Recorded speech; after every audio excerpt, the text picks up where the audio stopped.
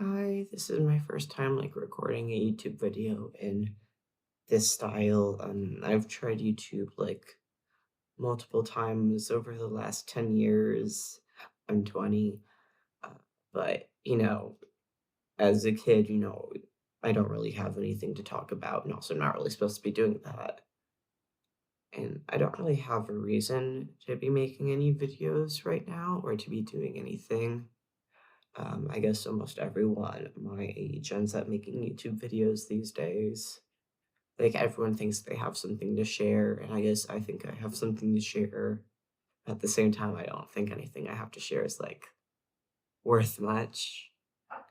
But yeah, I guess if I want to continue making videos, I would like to talk about my experiences as a trans person and as an autistic person, specifically as an autistic person who is late diagnosed, and as well as an autistic person who works with other autistic people and in disability.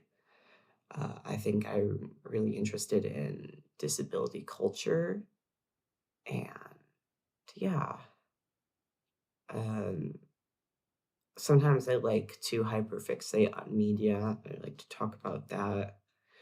I like to share videos of cats. I recently got this stupid loser um, almost 2 months ago, and I'm really happy because I've wanted a cat all my life. And the minute I got a lease that allows cats, I got her. And it also happened to be on November 6th when I picked her up. So it's her job to fix the next 4 years. So if everything goes bad, it's her fault.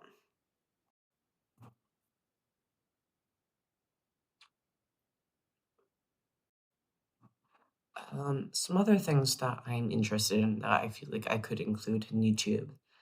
Um, it's less because I want to share my things and more because I think that YouTube is a good way to motivate myself to complete a thing so that I can share with other people. But I've been really wanting to teach myself ASL, and I like more alternative music, and I thought that it might be fun to be able to translate some of my favorite songs into ASL so that I can teach myself while also learning. I'm cringe, I know. Uh, and yeah, and I'm also thinking of going through my old accounts. Maybe I could show that here. And I'm also a student, and aside from being a disability studies student, I also work a lot with natural resource conservation, and I work on wildlife identification. So I thought that's something that might be fun is maybe I could also share wildlife ID videos on here because I don't know, I like showing what I do because I think it's fun, and I like talking about what I do because I think that I'm doing good things, and I hope that nobody I know ever sees this. One thing that's worth noting in terms of wanting to learn ASL is my grandma actually was an ASL teacher when she was working, and I have a really interesting relationship with my family because I'm legally adopted, but only half. So I know some of my biological family, but not all of them. And some of my family that I have is not my biological family. So I have my grandma, and she's my actual biological grandma. But then I realized I don't actually know my biological family that well, even the ones who I grew up knowing. And at some point it starts being less about being adopted and more about what is a family and what does it mean to me. So I guess that's also something I'd like to talk about and explore. Because even if I don't have a relevant or necessary analysis to add to the plethora of videos on YouTube, it might be useful for me to have YouTube to talk about my experiences and just get it out in a way, you know.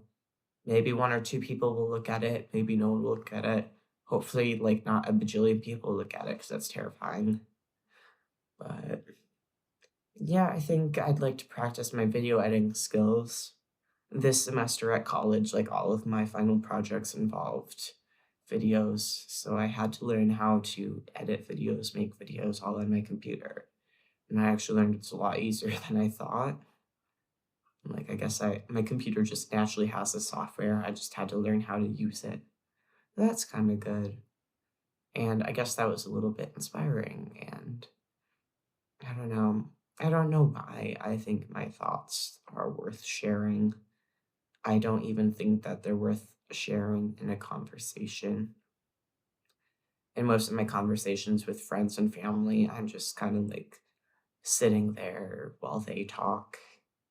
And I think of like decent enough sentences in my mind that theoretically could be said out loud, but I'm just like too anxious to say it, or I'm just waiting for the right time and the right time never comes.